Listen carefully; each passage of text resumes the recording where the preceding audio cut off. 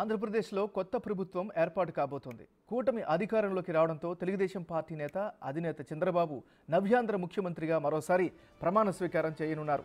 ఈ నెల 12వ తారీఖున ముఖ్యమంత్రిగా చంద్రబాబు ప్రమాణ స్వీకారానికి ముహూర్తం ఫిక్స్ అయింది.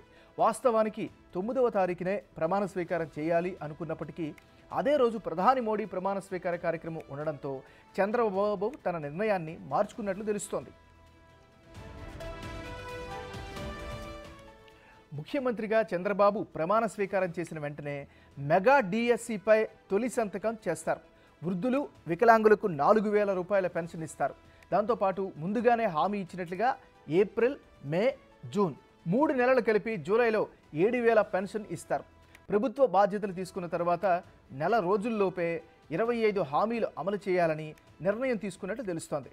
రాష్ట్ర ఆర్థిక పరిస్థితిపై మోడీ, అమిత్ షాకు నిన్న చంద్రబాబు వివరించినట్టు తెలుస్తోంది. దీనికి ఢిల్లీ పెద్దలు అండగా ఉంటామని భరోసా ఇచ్చారని సమాచారం. హామీల అమలే తొలి ప్రాధాన్యంగా తెలుగుదేశం పార్టీ పనిచేస్తుందని నేతలు తెలిపారు.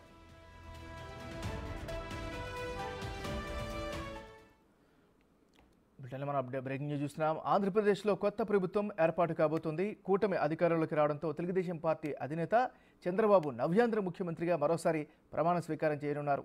ఈ నెల 12న ముఖ్యమంత్రిగా చంద్రబాబు ప్రమాణ స్వీకారానికి మొత్తం ఫిక్స్ అయింది. ఇక పూర్తి స్థాయి సమాచారాన్ని విజయవాడ నుంచి మా రిపోర్టర్ మల్లికార్జున్ అందిస్తారు. మల్లికార్జున్, మార్నింగ్ చెప్పండి, మీ దగ్గర ఉన్న అప్డేట్స్ ఏంటి? నాగరాజ్, ఏదైతే ఉందో ఎన్డీఏ ప్రభుత్వం అంటే అధిక మెజార్టీతో కూడా గెలిపొందడం జరిగింది. తర్వాత ప్రమాణ స్వీకారానికి సంబంధించిన ఏర్పాట్లు కూడా చకచకా జరిగిపోతున్న పరిస్థితి కూడా కనిపిస్తూ ఉంది.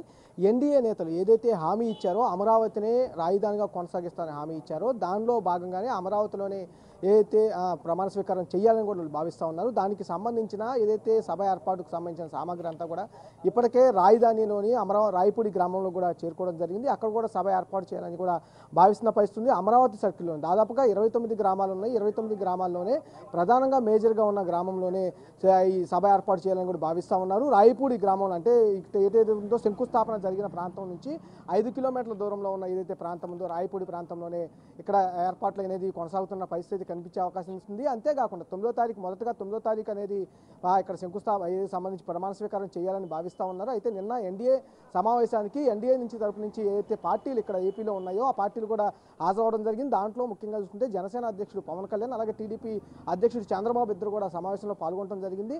మూడోసారి ఎన్డీఏ కేంద్రంలో అధికారంలోకి రాబోతున్న నేపథ్యంలో ప్రధానిగా నరేంద్ర మోడీ ప్రమాణ స్వీకారం చేయబోతున్నారు కాబట్టి ఆయన ప్రమాణ స్వీకారం చేసే డేట్ అనేది నిన్న కొంత ఫిక్స్ అయినట్టు కూడా తెలుస్తూ ఉంది. అది 9వ తారీఖు ఫిక్స్ అయినట్టు కూడా చెప్తా ఉన్న పరిస్థితి.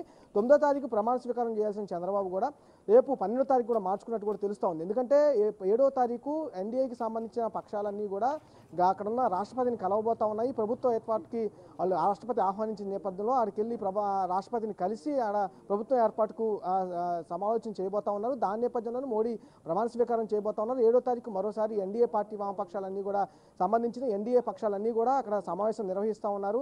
దాంట్లో కూడా చంద్రబాబు, పవన్ కళ్యాణ్ 7వ తారీఖు పాల్గొనబోతా ఉన్నారు. ఈ నేపథ్యంలోనే అక్కడ 9వ తారీఖు ప్రమాణ స్వీకారం జరుగుతుంది కాబట్టి అందుకనే డేట్ కొంత మార్చుకున్నట్టు కూడా తెలుస్తూ ఉంది. 12వ తారీఖు ఏపీలో కూడా సీఎంగా చంద్రబాబు ప్రమాణ స్వీకారం చేసే అవకాశం కనిపిస్తూ ఉంది. ఎందుకంటే ఎన్డీఏకి సంబంధించి ఏదైతే ఉందో ఈ హామీలు ఏదైతే ప్రధానంగా అమలు చేస్తామని హామీ ఇచ్చారో ఆ హామీల్లో భాగంగా మొదటి సంతకం మెగా డిఎస్సీ అంటే నిరుద్యోగులకు సంబంధించి ఏదైతే హామీ ఇచ్చారో దాన్ని అమలు చేయాలని కూడా వాళ్ళు ప్రయత్నాలు చేస్తున్న పరిస్థితి కూడా కనిపిస్తుంది. అంతేకాకుండా ఏదైతే పెన్షన్కి సంబంధించి కూడా ఇస్తామని హామీ ఇచ్చారో ఏప్రిల్ నెల కానీ, మే నెల కానీ, జూన్ నెల కానీ 3 నెలలకు సంబంధించి కూడా 1,000 రూపాయలు పెంచి అంటే ఇప్పుడు ఈ ప్రభుత్వం 3,000 ఇస్తున్న నేపథ్యంలో కూడా 1,000 రూపాయలు పెంచి 4,000 ఇస్తామని కూడా హామీ ఇచ్చారు.